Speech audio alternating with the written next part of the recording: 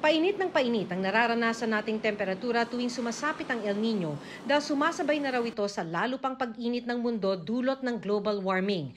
Nitong Abril pa lang, nahigitan na ang mga maximum daytime temperature ng mga nakaraang strong El Nino events na narecord sa 7 weather station ng Pag-asa. Nahigitan na rin ang pinakamainit na naitalang temperatura sa Metro Manila sa buwan ng Abril. 38.8 degrees sa Naiya Pasay noong Sabado, April 27, higit na sa 38 degrees na pinakamainit na temperaturang naitala sa Port Area, Manila noong April 13, 1915.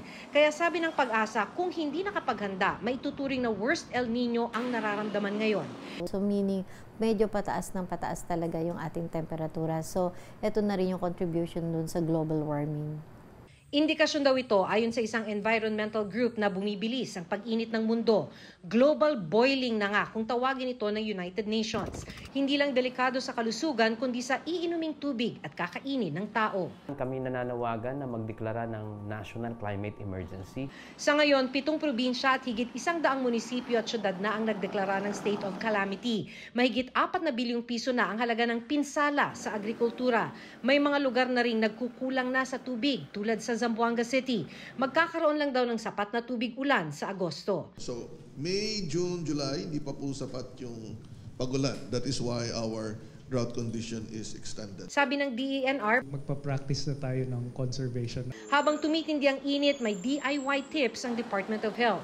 Ang mga extra na spray bottle, lagyan ng tubig at ispray sa mukha at batok para makapagpalamig. Sa halip namang bumili ng sports drink, lagyan ng isang kurot ng asin ng isang baso ng tubig. Maglagay rin daw ng basang bimpo sa ulo o kilikili. Pero hindi raw niya inirerekomenda ang madalas na pagligo sa isang araw. Kasi pag nirecommend ko mag-shower ka 3 times a day during the heat, maubos naman yung tubig para sa tubigan. Drought na nga.